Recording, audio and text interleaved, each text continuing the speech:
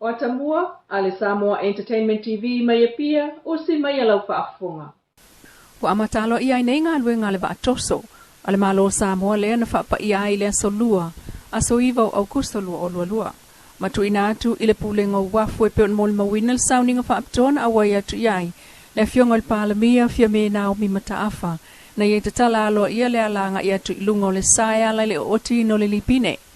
O le toso o whaingoa i le saula ono sfulu, masau noa ia le minista o ngafa malpulenga wafu mamalai lele, le fionga olo a foa fiti wa ai. Ai o le nganga o le me e marifia. Ina umawhai o na tātou tapu mai tasi, mai matau tai nei, mō le whapaiaina, matatalalo ia ina, o le waa toso waa fōu o le pulenga o wafu matauranga, ua whaingoa ina, o le saula ono se folu. O le upo le atunuu, a fiso tai le lau ma le lave lau, ua o i le au au, ona fatoa mawhai lea, ona tā ua wau le ina i lau. Le whapena le nei mit, o se whamoe sa tau mate pe tua mania, ai whaftai o nei aso wa te pai ula, tangai ula, ma ua mawalunga i lava le vi inga o le tua. Na malo el company Hong Kong Choi Li le faungol waa, whaatupe faltupe watina e Asia le tau whaitau miliona tala Amerika.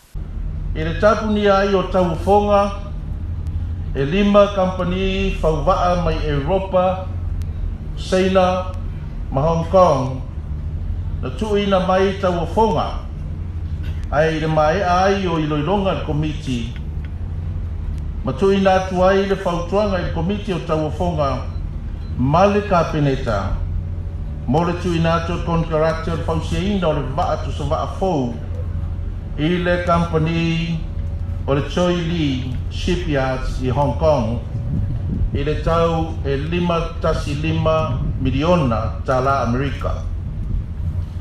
E au fia i le fausiaina o le vaa, o le momoli ina mai o le vaa i Samoa, fatasi ma le faatinaina o onga, mo le au whainga ruenga le pōlenga o wafu matauranga. Na mai e le fausiaina o le vaa i le whai unga o le masino iuni lua afe lua sfurulua. Ma whaatino ina ai whaataitainga i lalo o le wawhainga le company o le Lloyds, o le aso lua o iulai lua afe lua sfurulua. Na tuua ai le vaa Vietnam mo lana malanga whaataupo mai Samoa. Na whaauwa aina mai le malanga e le auwa e toa wha mai le company o le Red Wise mai o lani. Patasi ma le kapiteni ma le insinia mai pulenga wafu mtaulanga moa o onga ma wha masani mai ai i vaenga o le vaa. O le asa torus fultasia iulai luafe lua sumare lua i le itulai whae le afiafi. Na taunu manuia mai ai le whainga malanga le saula ono sfulu i lauwhaningu nei o Samoa. O le ngore vaa o le saula ono sfulu. Na whamaunia le kapeneta i le aso lua sfulu tolo o mati lua afe lua sulurua. I lunga le whautuanga le pulenga o wafu mataulanga. O le saula o se tasi o ia. E maua i ngā taifale o Samoa, ma o se ia fo i e sa ili le au whaiwhaiva i alatu whaatama soali inga. O le whaapupoina iai o le whainu mera ono sfulu. O se whaaloalo lea mo le nei tausanga o lo whaamanatuina ai le atuanga le ono sfulu tausanga. O le malotu tōtasi o Samoa. Na le vaso le ana folau mai ai le vaa, le ututai nei le wafu i matau tu mo ngā luenga e pe o le whaatontonuina lea, o le au mai i tutono o vaa tele, toso pe tu lei, whaapi le wafu mo le saunga le mu. O amatai nei ona toe o fōling o le mlai vale le whaleolo i Samoa, e pe ona iai a le pepesi le misela mal koviti, matapu ni ai feo inga mo tulisi ma ai ngā siasi mai. Ile taunu umaiai le vale le Qantas mai Australia le fiafia na nafi, na moli mawina i le whelanu lanua i o le pasese, o au malanga a inga, o au malanga papalangi o li imtamaita i te lavou, Malato ato fafa ma ato toso. O pasese na o tamai ato pa ulawa e tostoso mai. O pasila o pasese fa talitali au malanga. O aveta avale o taxi walau tutu atu e pu e se manuia. O ainga ma ula fa solo manongi. Na moli mawina ele ainga mai Australia. Le tato fa talno ngai fa aftai wa tatala tua oi fa va malo i Samoa. Ua mafaiai o na ta o tulua se mali wale ainga i Samoa nei su el pasese masaulo lava. O la uona fa to asu se pasese i lunga online ile pole songa fua. E tatala atu o lo mawal pasese sau mai Australia. Ile na ole fa se lautala. Ai fa fo se ilava o na to e oso i lunga ile afe lima se lau ile na ole sau one way. Ma totongi ai lo lava le taimile na o la pasese e o mai ai. O lana fa aftail nei so tanga o mwhai o na toe mawai ainga. O le ai lava se toe fa atali i se pa ua se pasese ai ua avele fa mua i le manatu mai i fa lave o ainga i Samoa. O se ava noa ua silia i le lua tausanga o no fo tatalo i na taunu umaya. E taunu umaya i whanua i le aso tofi o vai o soneis frutasi o aukuso le au si i mamafa Samoa le na malangatu i ta longa malo ta pulenga na whai e Birmingham, Britannia.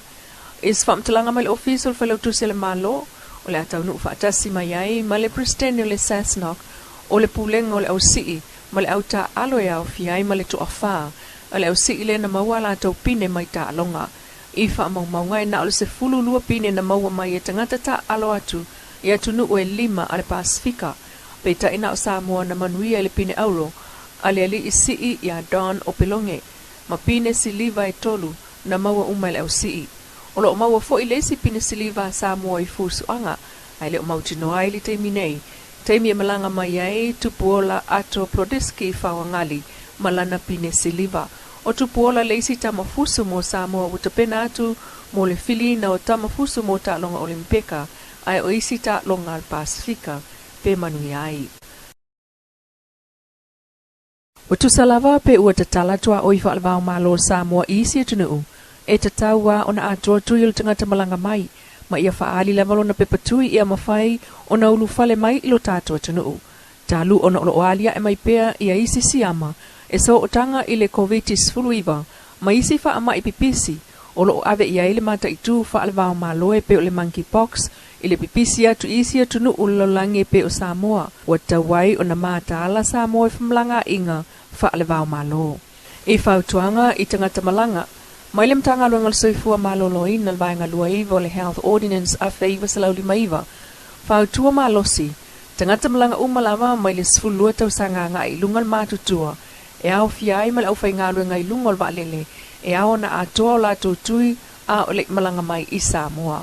O tui ia lo alo ia ele WHO por whala puputonga le soifua malo loin al lalangi. E au fiai le AstraZeneca, Pfizer, Moderna, Sinovac, Covaxin, Novavax, ma le Janssen single dose. O lo ta pai level wha maoni nga ua whaia tui. E le ngata ili taimi ele ialu le vaalele, ai o le taunu umai fo i Samoa siake i lava. E le o talia ina lava se wha maoni nga o tui, ini emaili po nisi awala so ta inga wha ona po nei. Ma ia sili atu, ile lua vaya so talu ona uma ona whaia tui, a o le malanga mai. Ai mo pa sese iai nga whapitoa ono tūlanga tau soifua maloloina e te tawa i lava na so ta mai le official soifua maloloina i le tolu sifulua so ole malanga mai i Samoa i mafua anga o le le aion tui pui o le COVID o whaia a toa mani wha maoninga ai ale wha maliaina na tūlanga e le mawhai o na ulufale. O Samoa Entertainment TV mai pia ma na tamua le nei fo iaso. Papoponga le aswa tai au de alo fo le tua ai fa soifua ia.